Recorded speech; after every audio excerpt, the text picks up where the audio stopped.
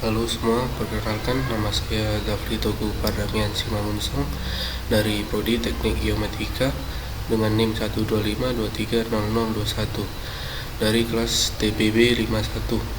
Di sini saya akan merangkum buku putih Reforma Agraria Mewujudkan Kemandirian Bangsa, hasil Konferensi Nasional Reforma Agraria tahun 2014. Buku ini dilatar belakangi dengan krisis agraria Indonesia dilanda ketimpangan penguasaan tanah yang tajam, konflik agraria struktural, dan kerusakan ekologis parah. Mandat konstitusional yang terabaikan.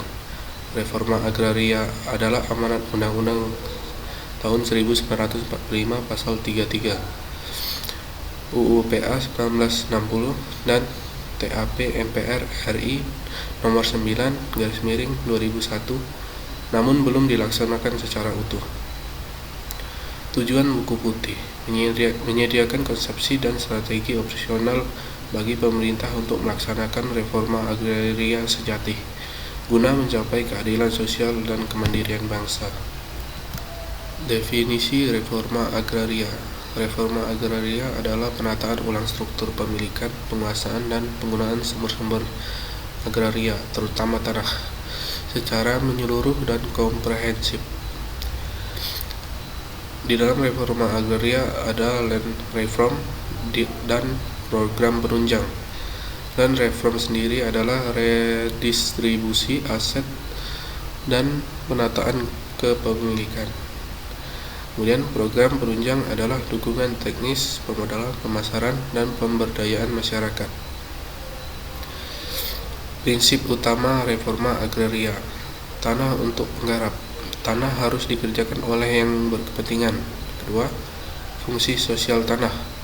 Tanah tidak boleh dijadikan komoditas komersial dan tidak boleh dimonopoli. Tujuan strategis reforma agraria. Yang pertama, mengurangi ketimpangan struktur agraria melalui redistribusi penguasaan lahan. Yang kedua, menyelesaikan konflik agraria yang terjadi di seluruh wilayah Indonesia. Yang ketiga, menciptakan basis kekuatan reproduktif ekonomi rakyat berbasis lahan. Yang keempat, memulihkan keseimbangan ekologi melalui penata gunaan lahan berkelanjutan. Kemudian prasyarat dan tahapan kunci reforma agraria. Ada lima prasyarat keberhasilan reforma agraria. Yang pertama, komitmen politik yang kuat dari pemerintah. Kedua, organisasi rakyat yang kuat seperti petani, nelayan, masyarakat adat, dan pro-reform. Yang ketiga, data agraria yang lengkap dan akurat. Keempat, pemisahan elit penguasa dari elit bisnis. Yang kelima, aparat birokrasi yang memahami konsep dan tujuan reforma agraria. Ada tahapan utama pelaksanaan reforma agraria.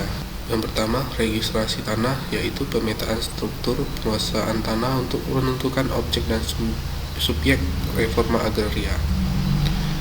Yang kedua, redistribusi tanah, penataan ulang penguasaan dan pemilikan tanah, air, dan sumber daya agraria lainnya. Yang ketiga, penyelesaian konflik, memastikan tanah yang diredistribusi bebas konflik dan menyelesaikan konflik agraria struktural. Yang keempat, penguatan hak, pemberian jaminan hukum dan legalitas hak atas tanah. Yang kelima, program penunjang, dukungan sistem produksi, distribusi, dan konsumsi untuk meningkatkan kapasitas dan mencegah tanah lepas kembali, misal koperasi petani. Rekomendasi strategis dan penataan kelembagaan. Di sini ada beberapa pilar strategis dengan rekomendasi utamanya dan tindak lanjut jangka pendeknya. Pilar strategis yang pertama, kelembagaan pelaksana reforma agraria. Rekomendasi utamanya pembentukan Komite Nasional Pembaruan Agraria (KNPA) sebagai lembaga di bawah Presiden. Kemudian tindak lanjut jangka pendeknya, Presiden segera mengeluarkan peraturan Presiden tentang pembentukan KNPA. Pilar strategis yang kedua yaitu penyelesaian konflik. Rekomendasi utamanya pembentukan Komisi Nasional untuk Penyelesaian Konflik Agraria (KNUPKA) dengan pendekatan transitional justice. Tindak lanjut jangka pendeknya, Presiden segera mengeluarkan Perpres tentang pembentukan KNUPKA. Pilar strategis yang ketiga, penataan kelembagaan negara. Rekomendasi utamanya pembentukan Kementerian Agraria dengan menggabungkan BPN, Dirjen Planologi, Kehutanan, dan lain-lain. Tindak lanjut jangka pendeknya, Menteri Agraria menjadi Ketua Pelaksana Harian KNPA. Pilar strategis yang keempat, penguatan ekonomi rakyat. Rekomendasi utamanya mendorong kewirausahaan sosial melalui pengembangan koperasi atau badan usaha milik tani atau masyarakat adat. Tindak lanjut jangka pendeknya, mendukung pembiayaan dan program penguatan kapasitas ekonomi rakyat. Pilar strategis yang kelima, agenda legislasi. Rekomendasi utamanya menggunakan TAP MPR nomor 9/2001 dan UU PA 1960 sebagai rujukan mutlak eksekutif review terhadap undang-undang sektoral. Tindak lanjut jangka pendeknya, Presiden menerbitkan peraturan pemerintah tentang pelaksanaan reforma agraria. Visi reforma agraria untuk mewujudkan kemandirian bangsa. Yang pertama, menjadikan Indonesia mandiri, tidak tergantung pada modal dan produk luar negeri dengan produktivitas tinggi.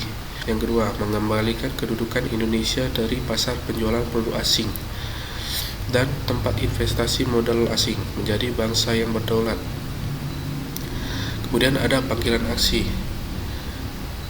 Reforma agraria adalah operasi bedah atas struktur agraria yang timpang. Keberhasilan reforma agraria ditentukan oleh kesanggupan para pemimpin untuk meninggalkan cara-cara lama yang memelihara ketidakadilan, serta memimpin langsung perubahan struktural. Kemudian lintasan baru harus dimulai dari penguatan satuan-satuan dasar seperti kampung, kelompok tani, komunitas masyarakat adat, dan usaha ekonomi kecil. Jadi kesimpulannya, buku putih ini adalah peta jalan bagi transformasi fundamental sistem agraria Indonesia dari sistem yang